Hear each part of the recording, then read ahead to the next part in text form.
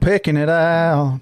Was that why you came back? Is just to try to, like, you was trying to prove to yourself, or needed that Well, how reaffirmation? that whole thing played out. So I played 16 years in Green Bay and just had some wonderful years. I wish we would have won more Super Bowls, but we won one and lost one. But it had a great run. So my 16th year in Green Bay, I remember vividly at different times throughout that season. Maybe one day in training camp, I'm sitting there in the dining hall with everybody, and I look around the room. No one knew that I was thinking this. I never told people any of this. But I look around the room and I would think, the guy that has been here the longest, including coaches, I was on my fourth coach, head coach, Mike Holmgren, Ray Rhodes, Mike Sherman, and now Mike McCarthy. I'm on a new GM, the third GM, by the way. Ron Wolf is the guy who brought me in. All these guys are gone. So the new GM, the new front office management, there's a new president, new board members, obviously new players. Nobody on that team in 2007 was there for any of my years with Mike Holmgren up until 98. So I'm looking around the room and I think to myself, how weird the feeling was that I had, that I felt like the outsider, even though I was the longest tenured person of anybody, not just players in that room. Yeah. But yet I felt like the outsider. I didn't, not so much that I got treated differently, but I was the odd man out, if Yeah. that makes any sense. And I sort of felt a little, not that it was a bad pressure, but I just felt pressure that if I didn't perform at a level that they were okay with, they were just waiting for the opportunity to get rid of it. Now that may sound crazy to some, but that's the way it works. And I got it. I wasn't mad. I wasn't, I was, again, like I said in the early show, I was very thankful for the opportunity each and every year. So I was like, I'm still the quarterback, and I never took it for granted. But so that year, my last year in Green Bay in 2007, of all the years in my 16 years in Green Bay, statistically speaking, I played my best that year. So if they were wanting to get rid of me, I didn't do a good job of helping them do that, Yeah. But I did. We lost the championship game to the Giants in Green Bay. It was a devastating loss. And the next day I'm packing up everything, getting ready to go home. The last thing I wanted to think about was football. I was devastated. Yeah. The general manager, Ted Thompson, who I was friends with, had always made it a point to come see me at the end of the year and say, hey, we want you back, Brett. I think he was the GM for 5 years. And he would come look me up and say, go back home, get away. Well, this year, that year, losing to the Giants the next day, he never came by to see me. And it dawned on me that there may be a reason that he doesn't want, not that he doesn't want me to come back, but he doesn't want to encourage me to come back because they're ready to move in a different direction. That was the thought I had in my mind. And a month passes.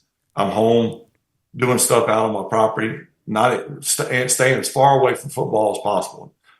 Because at that point, I was still devastated from the loss. Yeah. The head coach called me and right away it was like Mike McCarthy, who's Dallas's coach. Mike was like, well, you made a decision? I said, Mike, it's way too early. I said, right now, I don't want to think about football. And he okay. And then the calls became more frequent. What took a month for the first one, it took 2 weeks for the second one, then a week for the third one. Then it got to be, we need to know. And technically, I was under contract, so I didn't have to say anything. I could have said, I'll wait till June to figure that out. That's what I should have done. But as he progressed in his, asking me, what am I going to do?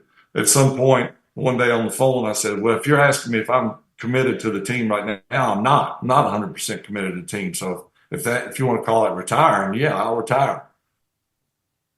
Just, I honestly, when I said that, the next day I was on a plane to a press conference. They said, well, we'll send the plane down and we'll bring you up for a press conference. And I started crying at the press conference and told them I was retiring, and I loved every bit of, which most of that was true. And at the time I was devastated and didn't want to think about football.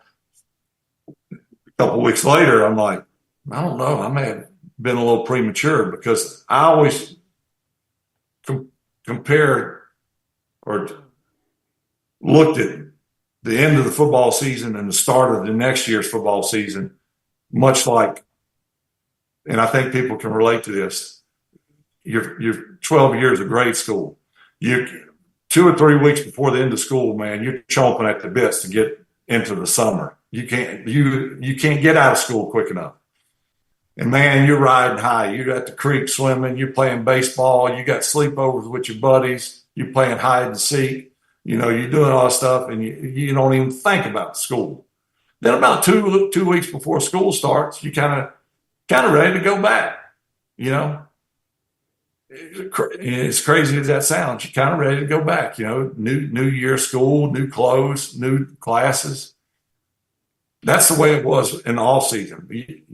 Season's over. You don't want to think about football, and you get away from it. Then as it gets closer, you start getting that itch. And that was what happened. And then, I had to go back up there in order to do something, whether I played there or got traded. I had to go up and work a deal out of some sort, either play. And I knew that they wanted to transition into Aaron Rodgers, which I understood. He was in the end of his contract. He was a first-round pick, and they had to re-up his contract. And if you were a bet man and you were the GM with the Packers at that time, and you said, okay, do we stick with Brett or go in a different direction, kind of start over again? What are the chances of Brett playing as well as he did last year in year 18?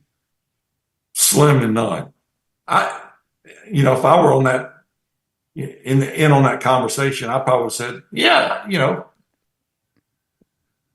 maybe we need to just cut our losses and go on.